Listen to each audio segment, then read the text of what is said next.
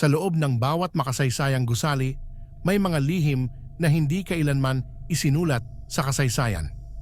Ang Malacañang, tahanan ng mga pinuno ng bansa, ay hindi lang saksi sa mga desisyon na nagbago ng ating bayan. Saksi rin ito sa mga sigaw ng mga kaluluwang hindi matahimik. Marami ang nagsasabing tuwing hating gabi, may mga yapak na naririnig sa Hall of Mirrors. May mga pinto na bumubukas mag-isa. At sa pinakailalim ng palasyo, may kwartong hindi kailanman binubuksan. Doon nagsimula ang kwento ni Marina, isang custodial aide na naka-assign sa Malacañang noong taong 2009. Bago natin simulan ang kwento, kung gusto ninyo na ganitong content, huwag kalimutan mag-subscribe sa Takip Silim Stories. Malaking tulong ito sa aming mga creator.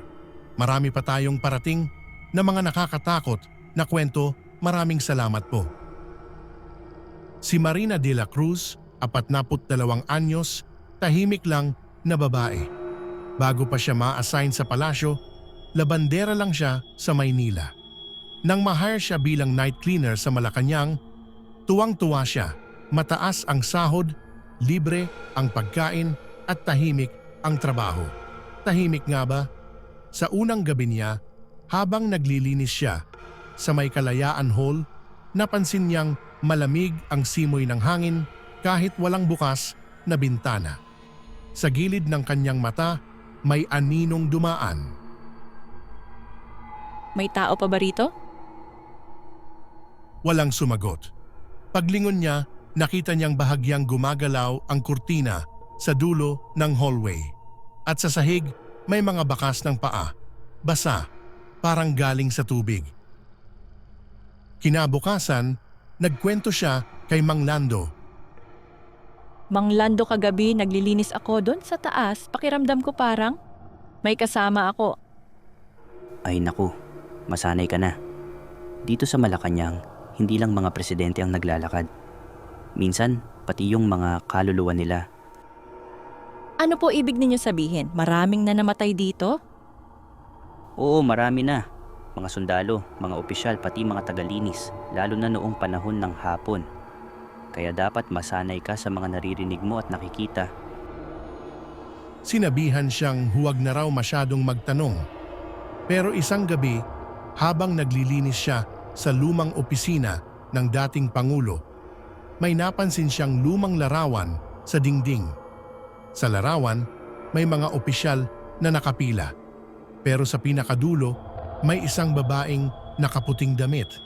Nakatingin direkta sa kanya at ang mga mata parang totoo, parang sumusunod saan man siya pumunta. Kinabukasan, pagbalik niya sa opisina, wala na ang larawan sa dingding. Tuwing 12:00, siya lang ang tao sa pasilyo.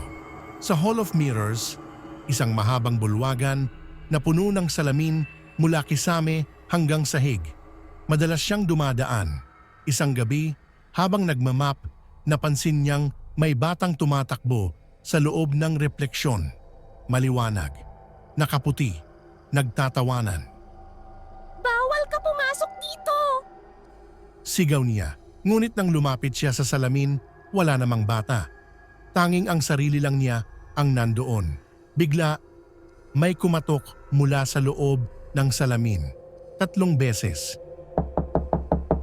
Ang refleksyon niya, ngumiti, ngunit hindi ito sabay sa kanyang kilos. 1 linggo ang lumipas. Naging palaging balisa si Marina. Hindi na siya makatulog. Hanggang sa isang gabi, narinig niya ang boses ni Mang Lando. Marina, huwag kang pupunta sa basement. Pero hindi naman niya kasama si Mang Lando ng oras na yon. Narinig lang niya ang tinig mula sa bentilador. Malamig, basag, parang tinatawag siya. Sinundan niya ang tunog hanggang sa may hagdan pababa. May karatula roon, authorized personnel only. Binuksan niya pa rin. Sa ilalim ng palasyo may lumang silid, amoy lumang formalin at usok ng kandila. Sa gitna may mga kabaong, luma, may mga pangalan. At sa pinakadulo may isa na walang label, bukas ang takip. Paglapit niya, biglang nagbukas ang ilaw at sa loob ng kabaong ang katawan ni Mang Lando. Ngunit imposible. Nakikita pa niya si Mang Lando araw-araw sa taas. Nang tumakbo siya palabas, tumigil ang lahat ng orasan. Kinabukasan, nagtanong siya sa supervisor. Sir, si Mang Lando po. Nasaan? Si Lando? Namatay na yon, matagal na. Kailan pa siya namatay, sir? Mga 2012 ang pagkaalam ko. Nanlamig si Marina. Kung ganon, sino yung kausap niya gabi-gabi? Sino ang nagpapakita sa kanya? Dahil sa takot, nag-file siya ng resignation. Ngunit bago siya umalis, may iniabot sa kanya ang guard sa gate. Ma'am, naiwan niyo po ito kagabi. Guard, ano naiwan ko kagabi? Ang inyong ID. Isang lumang ID, nakapangalan kay Marina. Ngunit sa picture, puti ang mga mata niya at sa likod ng ID, nakasulat, Basement, 12 midnight. Bago siya umalis, nagpasya siyang bumalik isang beses pa. Gusto niyang malaman ang totoo. 12:00 ng gabi, tahimik ang paligid. Ang mga ilaw ng hallway kumikislap. Bawat salamin na madaanan niya, may mga refleksyong nakangiti.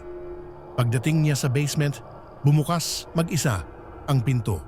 Ang mga kabaong wala na. Tanging iisang upuan sa gitna ang naroon. Umupo siya. Sa harap niya, isang salamin. At sa likod ng salamin, mga mukha. Mga dating presidente, mga kawal, mga taga-silbi. Lahat nakatingin sa kanya. Sino kayo? Kami ang mga hindi na umalis. At ngayon, isa ka na sa amin. Pumutok ang lahat ng ilaw. Nang magbalik ang kuryente, wala na si Marina. Ngunit sa Hall of Mirrors, may bagong refleksyon na hindi nawawala kahit walang tao. Hanggang ngayon, sinasabing kapag may bagong staff na naglilinis sa gabi, may maririnig silang babaeng humihinga sa likod nila. Minsan, may nag-aabot ng mop kahit mag-isa lang sila. At kapag dumaan ka sa Hall of Mirrors, makikita mo si Marina, nakangiti, hawak pa rin ang mop, habang pinagmamasdan kang dahan-dahang lumalapit sa salamin.